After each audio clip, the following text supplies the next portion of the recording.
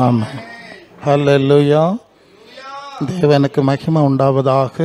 இந்த நாளிலும் மீண்டும் ஒருமுறை இந்த இல்லத்தில் பிரவேசித்து தேவனை மகிமைப்படுத்தும்படியாய் இந்த குடும்பத்தின் சூழ்நிலைக்காய் இந்த கூடி வந்திருக்கிற தேவ பிள்ளைகளின் ஆசீர்வாதங்களுக்காய் ஜெபிக்கும்படியாய் தேவன் தந்த கிருபைக்காக நான் தேவனுக்கு துதி செலுத்துகிறேன்.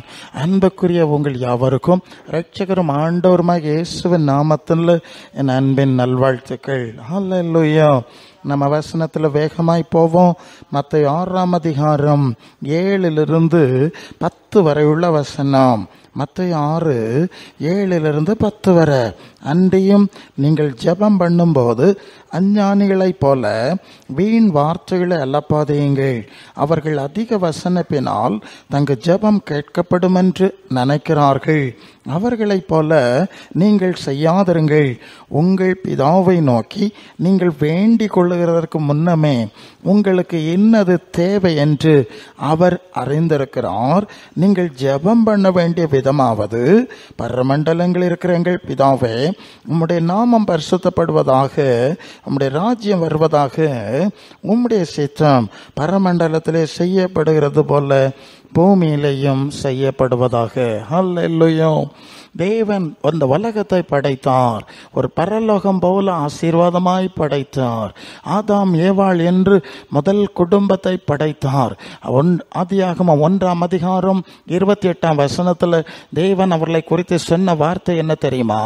நீங்கள் பலுகி பெருகி பூமியை நிரப்பி மச்சங்களையும் சகல பட்சிகளையும் உங்களுக்கு கீழ்ப்படுத்தி அதை ஆட்சி செய்யுங்கள் என்று சொல்லி ஒரு பிரம்மாண்டமான ஆசீர்வாதத்தை கொடுத்துதான் இந்த உலக வாழ்க்கையை தேவன் தொடக்கி வைத்தார். பிதாவின் சித்தம் தம்முடைய பிள்ளைகளை ஆசீர்வதிக்க வேண்டும் என்பதுதான் என்கிறதுல எந்த சந்தேகமும் கிடையாது. அதனாலதான் மல்கியா தீர்க்க தரிசன புஸ்தகம் 2ஆம் அதிகாரம் அதன் 5ஆம் வசனத்துல தேவன் ஒருவனை அல்லவா படைத்தார், ஆவி பூரணமா இருந்ததே, இன்னொருவனை ஏன் படைத்தார்?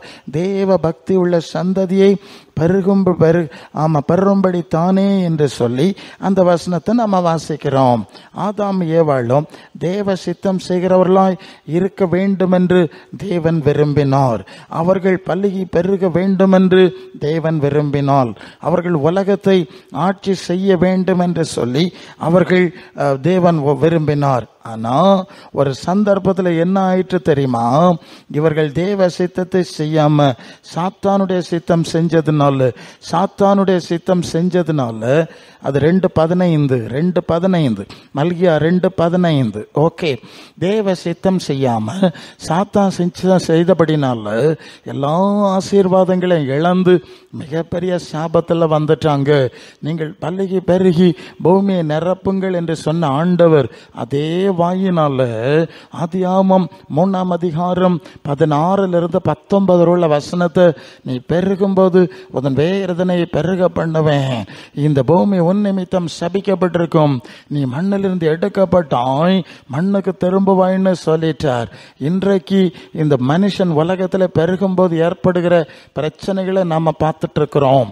உலகம் முழுவதும் துன்மார்க்கருக்குள் கிடக்கிறது, பொல்லாங்கனுக்குள் கிடக்கிறது என்று வேதம் சொல்லுகிறது. ஒருவேளை தேவ சித்தம் செய்யறவங்க ரொம்ப கொஞ்சம் தான் இருக்கிறாங்க, நீதிமான் ஒருவனும் இல்லை என்று சொல்லக்கூடிய அளவுக்கு இந்த உலக மனிதர்களுடைய நிலைமை இன்றைக்கு பெருகி கொண்டிருக்கிறது. இந்த உலகத்தில் காணுகிற எல்லா துன்மார்க்க சந்ததி மனிதர்களும் வேற உலகத்திலிருந்து வரல. தேவன் ஒரு குடும்பத்தை படைச்சு ஆசீர்வதிச்சார் பாருங்க, அந்த குடும்பம்தான். அந்த குடும்பத்திலிருந்து தான் பல்லுகி பெருகி பூமியை நிரப்புங்கள்னு சொல்லி ஆசீர்வதிச்சார்ல, அந்த குடும்பத்திலிருந்து தான் எல்லா துன்மார்க்க வம்சமும் வந்து கொண்டிருக்கிறது என்பதை முதலாவது நாம மறந்துடப்படாது. காயினின் தலைமகன் கொலைகாரனா மாறுறான். 6:5 ஆதியாகமத்தில் மனுஷர் எல்லாரும் நினைவிலின் தோற்றமெல்லாம் நித்தமும் பொல்லாததாக இருந்தது என்று கண்டு மனுஷனை படைத்ததற்காக அவர் மனஸ்தாபப்படுகிற அளவு கொடுமையா நிறைஞ்சிட்டு இன்னும் வர. அப்ப என்ன புரிகிறோம்? தேவன் ஆசீர்வாதமா இருக்க வேண்டும் என்று நினைத்த காரியம் இன்று சாபமாய் வருகிறது. ஒரு கட்டத்தில் நான் கொஞ்சம் ஓப்பனா பேசணும், பிள்ளைகள் இருக்கணும், கற்பத்தின் கனி வேணும்னு எல்லாரும் ஆசைப்படுறாங்க ஒரு கட்டம். இன்னொரு கட்டம் என்ன தெரியுமா? அதே பிள்ளைகளால பெற்றோர் படுகிற வேதனை தெரியுமா உங்களுக்கு? பிள்ளைகள் ஒரு கட்டத்தில் பிள்ளை பெற்று வளர்க்கணும்னு ஆசை, இன்னொரு கட்டத்தில் இந்த பிள்ளைகளை பெற்றுட்டோமே என்று அன்று தேவனுக்கு சங்கடம் வந்தது மாதிரி அநேக பெற்றோர் ஒரு கட்டத்தில் எங்களுக்கு கற்பத்தின் கனி வேணும்னு சொல்லி ஜெபம் பண்ண வர்றவங்க அவங்கள தான்.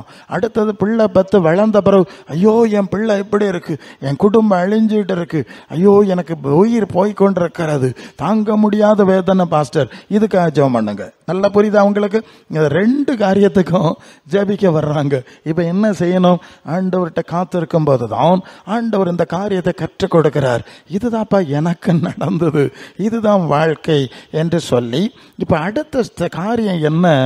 இப்ப நாம் ஆண்டவர் நம்மோடு பேசுறது, எப்பா ஆதாம் ஏவாள் ஏன் சித்தம் செய்யல, அதனால இதெல்லாம் பூமி கொடுமையினால் நிறைஞ்சிட்டு, இனி நீங்கள் தேவ சித்தம் செய்கிறவளா முதலாவது மாறுங்க. நான் சொல்றது புரியுதா? தேவ சித்தம் செய்ய நம்ம மாறல. சில வேளை அப்படிதாங்க, பிள்ளை வேணும்னு கேட்பாங்க, நான் ஓப்பனா சொல்லிடுவேன், முதல்ல நீ தேவ சித்தம் செய், நீ தேவ பிள்ளையா மாறு, பிறதானே உனக்கு வம்சம் தேவ சித்தம் செய்யற வம்சமா இருக்கும், நீதிமான் வம்சமா இருக்கும். நீயே துன்மார்க்கமா இருந்தா, பாவத்தில் இருந்தா, நீ பாவ சந்ததி தான் பெற்றெடுப்பாய், சாத்தானுக்கு சேவை செய்யற பிள்ளைகளை தான் பெற்றெடுப்பாய். அதனால நீ முதல்ல தேவ சித்தம் செய். முதலாவது அது மத்தேயு 6:31, 32, 33 அங்கேயும் இதைத்தான் வாசிக்கிறோம். அஞ்ஞானிகள் நிறைய காரியங்கள் அவங்களுக்கு தோன்றதெல்லாம் கேட்கிறாங்க. நீங்க முதலாவது தேவ பிள்ளையா மாறுங்க, தேவனுடைய ராஜ்யத்தை நீதியும் தேடுங்க, அப்பொழுது எல்லாம் சரியா செய்வாருப்பா. இதுக்காக நீ ரொம்ப கவலைப்படாது. நீ தேவ சித்தத்தின் வட்டத்துக்குள்ள இருந்தா உன் மூலம் தேவ சித்தம் நிறைவேறணும், உன் குடும்பத்தின் மூலம் நிறைவேறணுங்கிறதுல தேவன் எவ்வளவு வைராக்கியம் உள்ளவரா இருப்பார். என்ன சொல்றீங்க? ஹல்லேலூயா. அதனால முதலாவது தேவ சித்தம் செய்யற எல்லைக்குள் கொண்டு வந்த பிறகுதான் இந்த காரியங்களுக்கு ஜெபிக்கணும்னு சொல்லி எனக்கு தேவ ஆவியானவர் தந்த அறிவின்படி நான் சபைகளுக்கு சொல்லுவேன். இல்லைன்னா என்ன நடக்கும்? அவங்க துன்மார்க்க பிள்ளை பெற்றுருவாங்க, சாத்தானுக்கு பிள்ளை பெற்று கொடுத்துருவாங்க, தேவனுக்கு கொடுக்க மாட்டாங்க. இது முதல் விஷயம். அப்போ முதலாவது தேவ சித்தம் நாம் அறிந்து செய்கிற எல்லைக்குள் நாம் தேவனோடு நடக்கும் போதுதான் அந்த தேவன் சொன்ன சரியான ஆசீர்வாதங்களை அனுபவிக்க முடியும். ரெண்டாவது, இப்ப பல சந்தர்ப்பத்தில் சரி ஒரு சூழ்நிலையில் ஆண்டவர் பிள்ளைகளை தந்தா நீங்க புரிஞ்சு கொள்ளணும், இந்த பிள்ளைய சாத்தானுக்கு வளர்க்க போறீங்களா, பரலோக தேவனுக்கு வளர்க்க போறீங்களா? ரெண்டு விஷயம் இருக்குங்க, ரெண்டு விஷயம் இருக்கு. சாத்தானுக்கா உங்க பிள்ளைகளை வளர்க்க போறீங்களா, பரலோக தேவனுக்கு வளர்க்க போறீங்களாங்கிறது பற்றி தெளிவா இருக்கணும். நீங்க பொறுப்பு இல்லாம நடக்க முடியாது.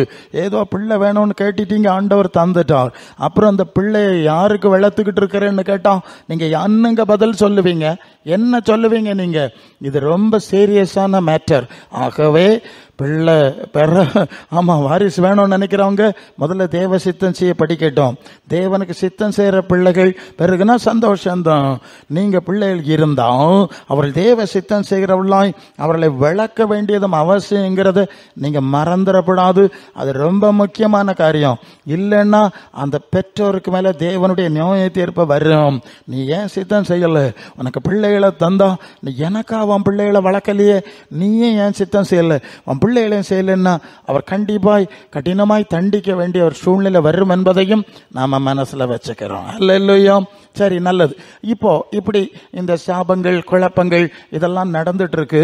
ஆனாலும் பலவேளை இந்த பிரச்சனைக்கு என்ன காரணம் ஆவியானவர் பேசுறது தான் நான் உங்களோடு பேச விரும்புகிறேன்.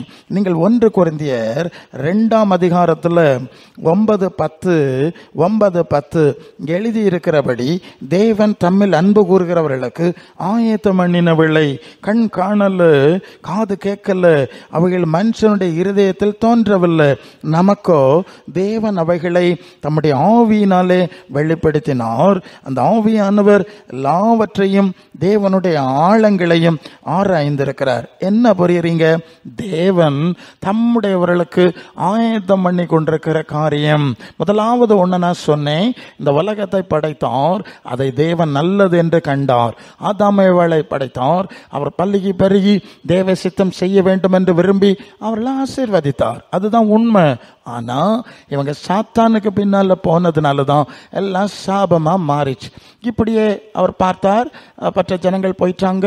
யூதர்களுக்கு அல்லது ஆபிரகாமின் வம்சத்துக்கு ஒரு காலத்தை கொடுத்து உங்களனா, அதாவது நீங்கள் அது லேவியராகமம் 20ஆம் அதிகாரம் 26ஆம் வசனத்துல தேவன் சொன்னார், ஆபிரகாமின் வம்சத்தாராகிய இஸ்ரவேலரை குறித்து சொன்னார், நான் பரிசுத்தராய் இருக்கிறது போல நீங்களும் எனக்கேற்ற பரிசுத்தராய் இருக்கும்படி நான் உங்களை மற்ற ஜனங்களை விட்டு பிரித்தெடுத்தேன், என்னுடையவர்களாய் இருக்கும்படி உங்களை மற்ற ஜனங்களை விட்டு பிரித்தெடுத்தேன் என்று சொல்லி அவங்களுக்கு தனி பிரமாணங்களை கொடுக்கிறார். நீங்க மற்றவங்களை மாதிரி இருக்கக்கூடாது, என் சித்தம் செய்யணும், எனக்கு உகந்தவர்களா இருக்கணும். ஆனா அவங்களும் சீக்கிரமா தேவ கட்டளையை மதிக்கல, விக்கிரக ஆராதனை செஞ்சாங்க, 10 முறை பரீட்சை பார்த்தாங்க.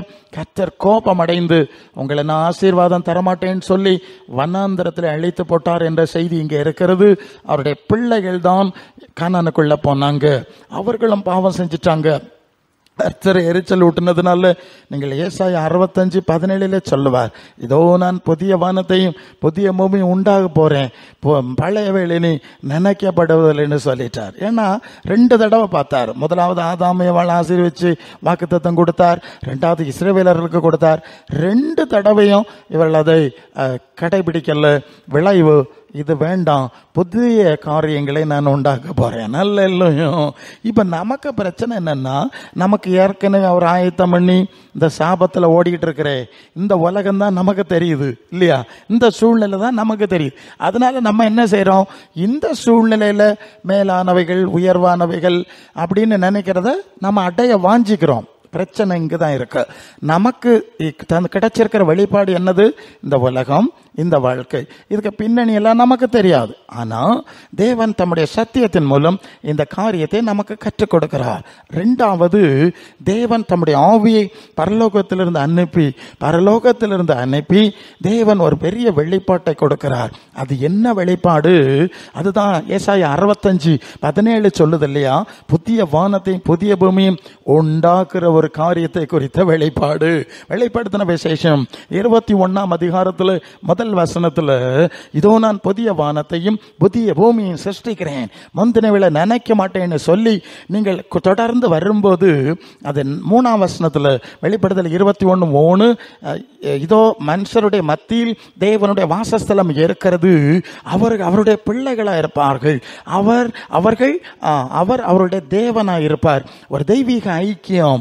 4ஆம் வசனத்துல அவருடைய கண்ணீர் யாவையும் தொடச்சிருவார். இனி மரணம் கிடையாது, துக்கம் கிடையாது, வருத்தம் கிடையாது, எல்லாவற்றையும் நான் பொதுசாக்குறேன்னு சொல்லி அந்த பகுதியில் வாசிக்கிறோம். அப்ப தேவன் தம்முடைய பிள்ளைகளுக்காய் இந்த உலகத்தை உண்டு பண்ணினதும் ஆசீர்வதிச்சதும் உண்மைதான். ஆனா அப்புறம் சாத்தானுக்கு இடம் கொடுத்து சாபமாய் போனதும் உண்மைங்கிறத மறந்துடப்படாது. பல வேளை இதை மறந்துடுறாங்க. இது சாத்தானுக்கு பிடியில வந்துட்டு. 3வது, மீண்டும் இதை விட மேலான புதிய ஆசீர்வாதமான சூழ்நிலைகளை தேவன் தம்முடைய பிள்ளைகளுக்கு ஆயத்தம் பண்ணி கொண்டே இருக்கிறார். அல்லேலூயா. அப்போ நாம் அந்த தேவன் நமக்காய் உண்டு பண்ணி கொண்டிருக்கிற ஆசீர்வாதமான சூழ்நிலைகளை அடைவதற்கு தான் இந்த வாழ்க்கையை பயன்படுத்தணும். சரிதானே? ஆமா. நீங்க என்ன ரீதியில நினைச்சுக்கிட்டாலும் அந்த தேவ திட்டப்படியான பரலோக சூழ்நிலை அடைவதற்கு, அதற்கு பணி செய்வதற்கு, அந்த சித்தம் நிறைவேறதுக்கு தான் நீங்க எல்லா சூழ்நிலையும் வகுத்து கொள்ள வேண்டும். புரியுதுல நான் சொல்றது? உலகத்துக்கு செய்ய முடியாது, உங்க சுயத்துக்கு செய்ய முடியாது, சாத்தானுக்காக எதையும் செய்ய முடியாது, பரலோக தேவனுக்காய் எல்லா காரியத்தையும் செய்யும்படியான ஒரு மனநிலைக்குள்ள வரணும். அப்ப தேவன் தம்முடைய ஆவியினாலே இந்த வசனங்களை தந்து ஒரு வெளிப்பாட்டை கொடுக்கிறார், புதிய சரீரத்தை கொடுக்கிறார். 1 யோவான் 3:2 சொல்லுகிறது, அவர் இருக்கிற வண்ணமாய் இயேசுவை தரிசிக்க போகிறோம். பிலிப்பியர் 3:21 சொல்லுகிறது, அவர் தம்முடைய வல்லமையான அருமையான செயலினாலே நம்முடைய அற்பமான சரீரத்தை அவருடைய மகிமையான சரீரத்துக்கு ஒப்பாய் மறுரூபப்படுத்துவார். ஒரு முக்கியமான விஷயம் கவனிங்க. ஏதேன் தோட்டத்திலே தேவனாகிய கர்த்தர் வந்தார். இந்த ஆதாமேவாள் 2 பிள்ளைகள் இருக்கிறாங்க. அவங்கள பார்க்கறதுக்கு பேசுறதுக்கு தேவன் அங்க வந்தார். அது 3ஆம் அதிகாரம் 8ஆம் வசனத்துல படிக்கிறோம். அப்புறம் சாத்தான் வந்து தேவ சித்தம் எல்லாம் உடைஞ்சு சாத்தான் சித்தம் வந்ததுனால தேவன் அங்க வரவில்லை. தெய்வீக உறவு நஷ்டப்பட்டு போயிடுச்சு. இப்போ நீங்க வெளிப்படுத்தல 21:4 வந்தா தேவனும் தேவ பிள்ளைகளும் மீண்டும் இணைந்து இருக்கிற ஒரு சூழ்நிலையை பார்க்கிறோம். நீங்க சொல்லுங்க, நம்ம பிள்ளைகள் வெளியூர்ல இருந்தா வேலைக்கு போனோம், அந்த பிள்ளைகள் லீவுக்கு வீட்டுக்கு வரணும், வீட்டுக்கு வந்து வீட்டில் ஒரு மாசம் தங்கணும்னு நம்ம ஆசைப்படுறோம்ல. என்னதான் போன்ல பேசினாலும் நேரடியா வந்து நம்மோட இருக்கணும்னு ஆசைப்படுறோம். நமக்கு ஆசை இருந்தா நம்ம படைச்ச தேவனுக்கு அந்த ஆசை இருக்காதா? நாம ஒரு காலத்துல சேர்ந்திருந்தோமே, அவங்கள்ட்ட பேசிட்டு வந்தோமே, இப்ப எப்படி ஆயிடுச்சு? நிரந்தரமா அவர்கள் என்னோடு இருக்கணும்னு அவர் ஆசைப்படப்படாதா? அந்த ஆசையை நம்ம நிறைவேற்றப்படாதா? சொல்லுங்க. இதுதான் நம்ம முன்னால பிரச்சனை. நம்மை படைத்த தேவனுக்கு ஒரு ஆசை இருக்கு. அந்த ஆசை நிறைவேற்றத்தக்கதாய், அதுதான் தேவ சித்தம்னு சொல்றோம். அவருடைய விருப்பத்தை நிறைவேற்றத்தக்கதாய் நாம வாழணுமா? இந்த சாத்தானுக்குள்ள இருக்கிற இந்த துன்மார்க்க உலகத்துக்கு அதனுடைய இஷ்டத்தை நிறைவேற்றும்படி வாழணுமாங்கிறத நீங்க எல்லாரும் சரியா தீர்மானத்திலே கொள்ள வேண்டும். அப்போ தேவ பிள்ளைகளாய் இருக்கிற அனுபவம் நல்ல கவனிங்க. இப்போ அதாவது அந்த யோவான் 3ஆம் அதிகாரம் 2ஆம் வசனத்துல யோவான் சொல்லும்போது, இப்பொழுது இந்த மாம்ச சரீரத்துல, இந்த எலும்பும் சதையுமான சரீரத்துல தேவ பிள்ளைகளாய் இருக்கிறோம். யாரு? இயேசுவை ஏற்றுக்கொண்டு அவருடைய சுவிசேஷத்துல நடக்கிறாங்கல்ல, பரலோக பிதாவுக்கு சித்தம் செய்யறவங்களா இருக்கிறாங்கல்ல. அது ரோமர் 8:14 சொல்லுகிறபடி எவர்கள் தேவனுடைய ஆவியினால் நடத்தப்படுறாங்களோ அவங்க தான் தேவ பிள்ளைன்னு சொல்லி இருக்குல்ல. அப்படிப்பட்ட தேவ பிள்ளைகளா இங்கே இருக்கிறோம். ஆனால் இனி எப்படி இருப்போம் தெரியுமா? இயேசு வெளிப்படும் போது அவர் எப்படி இருக்கிறாரோ அவருக்கு ஒப்பாய் இருப்போம். அதாவது நீங்கள் அதுல லூக்காஸ் விசேஷம் 20ஆம் அதிகாரம் 36-37 வசனத்துல அங்க சொல்லுவார், அவர்கள் தேவனுக்கு பிள்ளைகளும் தேவதூதர்களுக்கு ஒப்பா இருப்பார்கள், அவர்கள் இனி மறிக்க மாட்டார்கள். இப்ப புரியுங்க, தேவ தூதர்களுக்கு ஒப்பா இருக்கக்கூடிய பிள்ளைகள். இங்க வந்து மாம்சத்துல எலும்புல இருக்கிற பிள்ளைகளா இருக்கிறோம், ஒரு காலம் இருக்கிறோம்.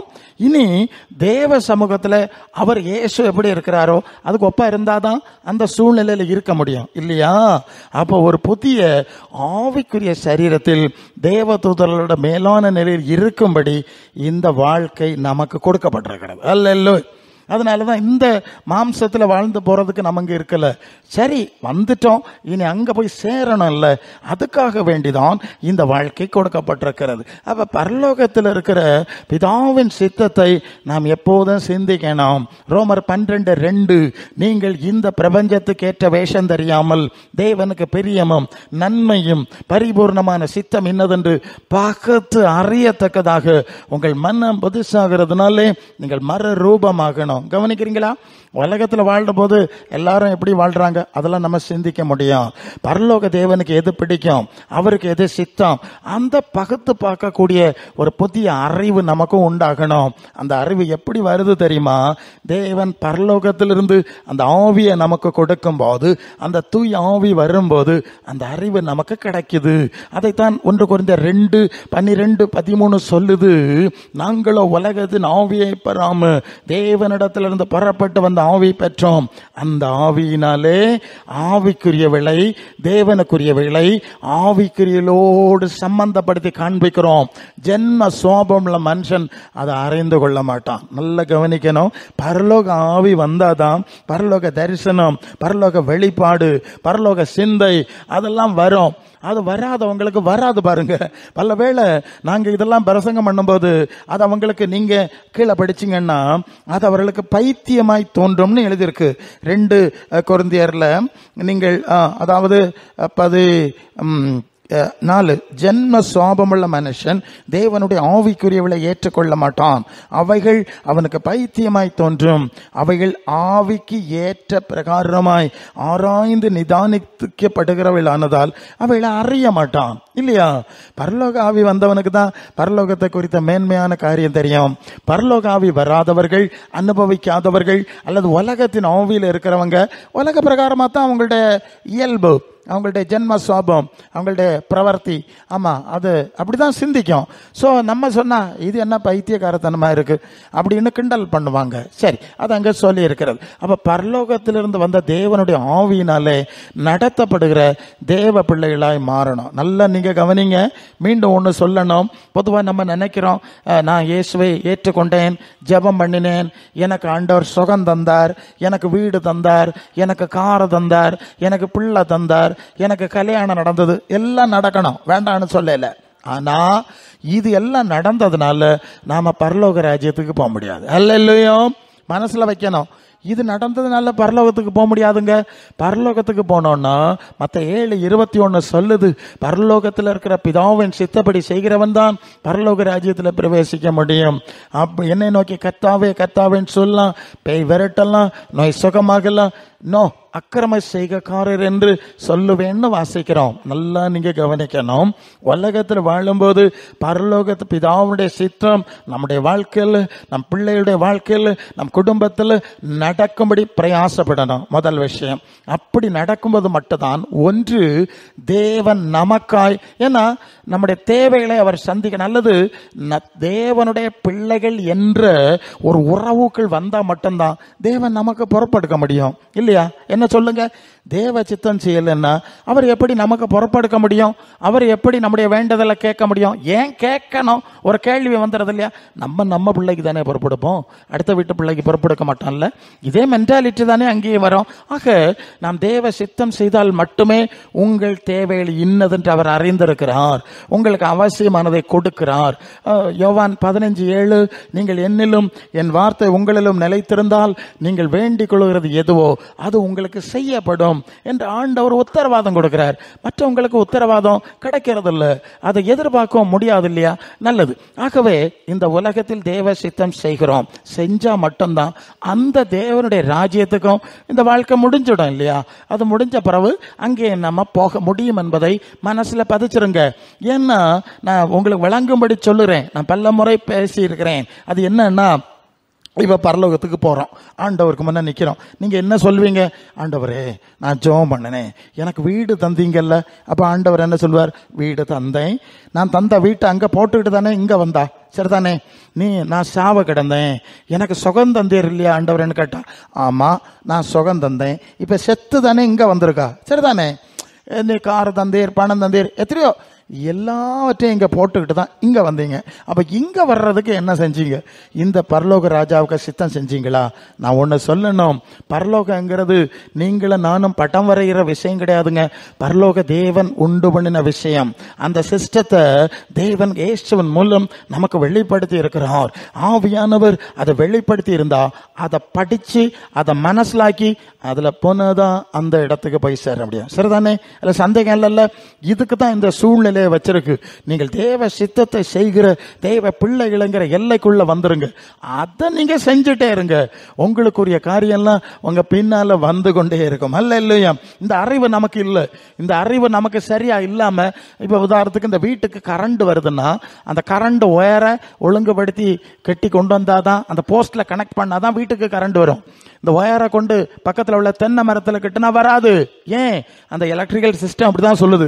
அந்த லைன் எப்படி நெட்வொர்க் இருக்கோ அதில் கனெக்ட் பண்ணாதான் வீட்டுக்கு கரண்ட் வரும். இது மாதிரி தான் பரலோகத்தோடு இணைக்கப்படுறதுக்கு ஒரு சிஸ்டம் இருக்கு. அதை புரிந்து கொள்ள முயற்சி பண்ணுங்க.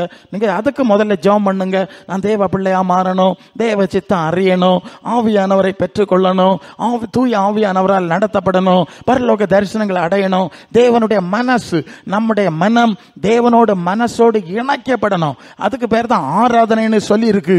அதாவது மத்தேயு 15ஆம் அதிகாரத்தில் நீங்கள் வரும்போது இந்த இந்த ஜனங்கள் தங்கள் வாயினால் என்னிடத்தில் சேர்ந்து உதடுகளால் கனம் பண்றாங்க, இருதயம் எனக்கு விறகி இருக்கிறது என்று சொல்லி அது 8ஆம் வசனத்திலே வாசிக்கிறோம். மத்தேயு 15:8 சத்தம் போடுறதுனால தேவன் நம்முடைய ஜெபத்தை கேட்கறது கிடையாதுங்க. நம்முடைய மனமும் தேவனுடைய மனமும் இணைக்கப்பட வேண்டும். அல்லேலூயா. ஒரு முக்கியமான சப்ஜெக்ட். நம்முடைய மனமும் தேவனுடைய மனமும் இணைக்கப்படாவிட்டா எப்படி ஐக்கியம் உண்டாக முடியும்? ஆமா, அது ஏசாயா 55:8 அவர் சொல்லுகிறார். இது அதாவது உங்கள் நினைவுகள் என் நினைவுகள் அல்ல, உங்கள் வழி என் வழி அல்ல.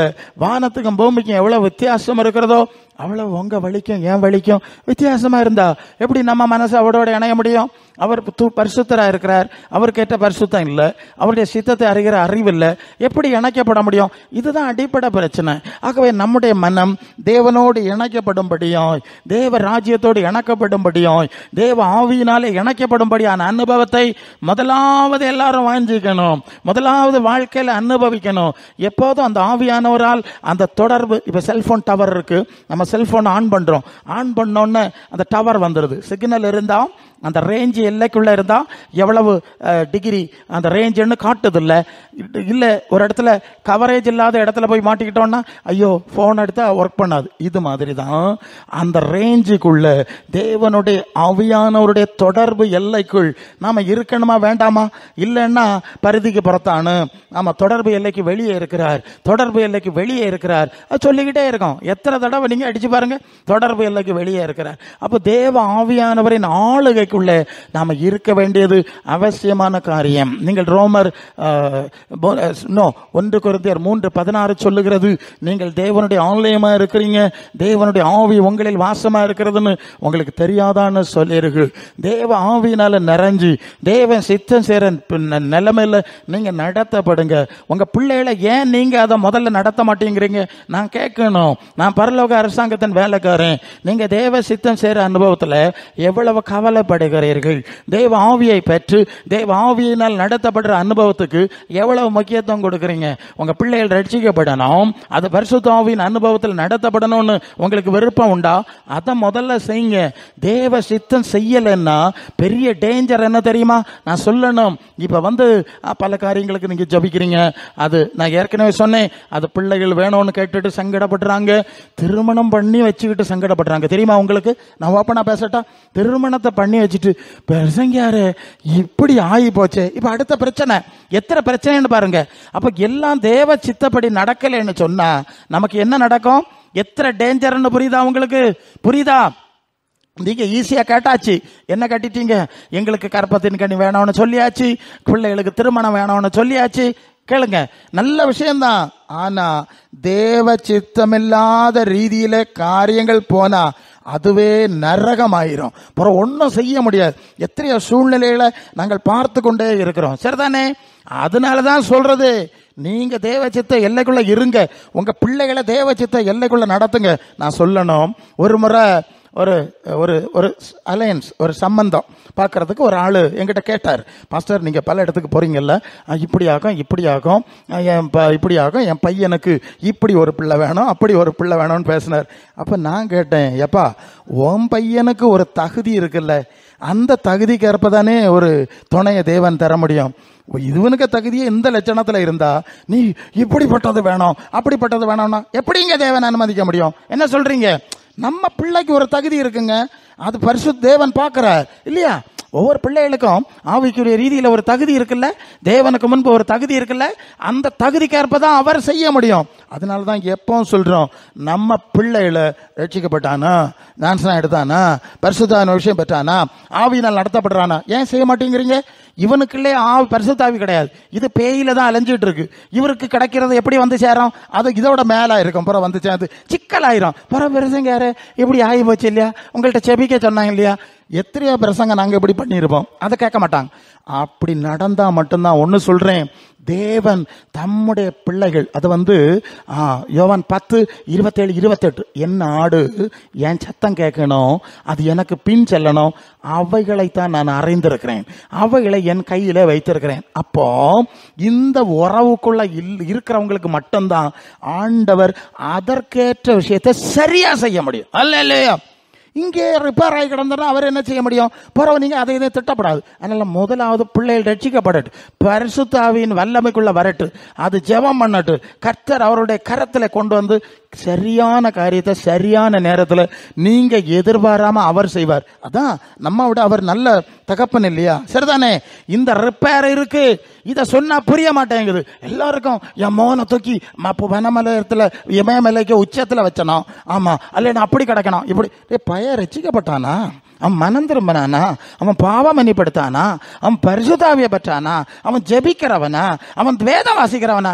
ஒருத்தருக்கும் கவலை இல்லை. அப்புறம் பியா வந்த பிறகு பியா வந்துட்டு அங்கோடி வந்துட்டு இங்கோடி வந்துட்டு பின்ன பியா வராம என்னத்தை செய்யணும்னு கேட்கேன். உனக்கு தான் பரிசுத்தாவியில பிள்ளைகள் நடத்தப்படணும், பாதுகாப்பாக நடத்தணும்னு ஆசை இல்லை. இனி இன்னொன்று சொல்லட்டா, ஒரு சம்பந்தம் பார்க்கணும், கொஞ்சம் பக்தி உள்ள பிள்ளைகள், அது ஆணோ பெண்ணோ முடிக்கணும் வேணும், வசனம் அது கொஞ்சம் ரட்சிக்கப்பட்டது, பரிசுத்தாவி பெற்றது, நல்ல குணம் உள்ளது ஒன்று இருக்கு, பாப்பமா பிரதர். பணம் இருக்கா சொல்லுங்க? பணம், அப்ப பணமும் வரும், பணத்துக்கு அதிபதியாக பேயும் சேர்ந்து வரும். உனக்கு குணம் வேண்டாம்னா பின்ன பேதானே வரும்? சொல்லுங்க நீங்க. ஒரு நல்ல ஆண்டவருக்குள்ள இருக்க பிள்ளைகளை பார்ப்போம்னா வேண்டாம் வேண்டாம், ஒருத்தருக்கும் வேண்டாம். இப்படியாக்கா தங்கள் வாழ்க்கையை அநேகரை அழிச்சுட்டு அப்புறம் எங்களுக்கு உயிரை எடுக்குது. என்ன செய்யணும்? கடைசியில் பிரசங்கியாரு எங்க உயிரை எடுக்குது. எங்களுக்கு என்ன செய்யன்னு தெரியல. கவனமா இருக்கணும். நான் சொல்லி போடுவேன், ஒரு பணத்துக்காக வேண்டி ஒரு பெண், நான் கொஞ்சம் அப்படியே சொல்றேன், பணத்துக்காக ஒரு பெண் ஒரு ஆணோடு அந்த தாம்பத்திய உறவுக்கு சம்மதிக்கிறான்னா அவளுக்கு பேர் விலை மகள். சொல்லி ஆகணும், ஏன்னா அந்த ரெக்கார்டிங்ஸ் நிறைய பேர் கேட்கணும். சரியா? பணத்துக்காக ஒரு ஆண், ஆமா அந்த மாதிரி ஒரு கணவன் மனைவி உறவுக்கு சம்மதிச்சா அவன் விலை மகன், மாறப்படாது. இது மனசாட்சி சட்டம். இந்த மாதிரி விலை மகன் விலை மகள் திருமணத்துல எப்படி இங்க பரிசுத்த ஆவியானவர் வருவார்? எப்படி இங்க தேவ ஆசீர்வாதம் வரும்? நாங்க தலைகளை தவம் இருக்கணும் இனி, அப்படித்தானே? இப்படித்தானே சொல்லுவீங்க. அதுக்கு தான் ரூட் ப்ராப்பர் சேனலை நாங்க சரி பண்ணிட்டு இருக்கோம். Okay, N time is over. அதனால ஒண்ணு, நீங்க தேவ சித்தம் செய்யணும். ரெண்டாவது, உங்களுக்கு அப்படி செஞ்சாதான் உங்க பிள்ளைகள் நீதிமான் வரிசையில வரும், இல்லைன்னா துன்மார்க்க வம்சமா போயிடும். ரெண்டாவது, பிள்ளைகளை தந்தா நீங்க தேவ சித்தம் அறிஞ்சு நடந்து உங்க பிள்ளைகளை அதுல பொறுப்பா நடத்த இல்லைன்னா நீங்க தான் முதல் பொறுப்பாளி. ஒரு காரியம் சொல்லி முடிச்சிடுறேன், முன்னால வந்துருது. ஸ்பர்ஜன் என்று சொல்லி இங்கிலாந்து தேசத்துல ஒரு பெரிய ஊழியக்காரர் இருந்தார், பிரசங்கியார். அவர் வாலிபத்துல, தகப்பனும் தாயும் ஊழியக்காரர்கள், வாலிபத்துல இந்த இவர் கீழ்ப்படியாம நடக்கக்கூடிய ஒரு பையனா இருந்திருக்கார். ஒரு நாள் அந்த ஸ்பர்ஜனுடைய தாயார் அந்த மகனை கூப்பிடுறாங்க. அப்பா இருக்காரு, கூப்பிட்டு அந்த அம்மா சொன்னாங்களாம், நல்ல கவனிக்கணும், ஸ்பர்ஜன், நானும் உன் தகப்பனும் இந்த ஒன்ன எங்களுக்கு தெரிஞ்ச தேவ பக்தியாய் நாங்க முறையா வளர்த்திருக்கோம், முறையா ஒழுங்கா வளர்த்திருக்கோம். நீ ஆண்டவருடைய சித்தம் செய்யலைன்னா, அவருடைய வழியில நடக்கலைன்னா, அவருக்கு ஊழியம் செய்யலைன்னா, நியாய தீர்ப்பு நாளில் நான் உனக்கு எதிராக சாட்சி சொல்லுவேன். அம்மா சொன்னது, ஸ்பர்ஜனுக்கு அம்மா சொன்னது, நான் உனக்கு எதிராக நியாய தீர்ப்பு வேற ஒருத்தனை வரமாட்டேன், நான் தானே உன்னை பெற்றேன், நானே சொல்லிடுவேன், நான் தான் எல்லாம் செஞ்சேன், இந்த பையன் கீழ்படியலேன்னு. அப்படி வளர்த்த பையன் தான் பெரிய பிரசங்கியாரா மாறிட்டார். நம்ம எப்படி பிள்ளை வளர்க்கும்? நமக்கு எப்படிப்பட்ட பிள்ளை வேணும்? நமக்கு யோசனை என்னது? சாத்தானுக்கு துன்மார்க்க சந்ததி பெற்று கொடுக்க பிள்ளை வேணுமா? பிள்ளைகளை பெற்று இப்படியே நடத்தணுமா? எச்சரிக்கையா இருக்கணும். நல்லது, இப்ப முடிக்கிறோம். அப்போ பரலோக தேவன், முதலாவது உம்முடைய சித்தம் பரலோகத்தில் நிறைவேற மாதிரி என் வாழ்க்கையில, என் குடும்பத்துல, என் தேசத்துல அப்படியே நடக்கணும்னு நீங்க ஜெபம் பண்ணா உங்களுக்கு நலமானது அவர் கொடுப்பார், செம்மையான காரியங்களை கொண்டு வருவார், சந்தோஷமா இருக்கும். நீங்களும் ஊழல்தனமா கரெக்டா போனா அவரை விட்டுக்கிட்டு ஒதுங்கிடுவார். சரிதானே? ஆகவே இந்த காரியங்களை உணர்ந்து நம்மை சீர்படுத்தி, நம்முடைய குணங்களை சரிப்படுத்தி, பாவங்களை அறிக்கை செய்து அர்ப்பணிச்சு ஜெபம் பண்ணோமா? கர்த்தர் இந்த வார்த்தைகளினால் உங்களை ஆசீர்வதிப்பாராக. ஆமென்.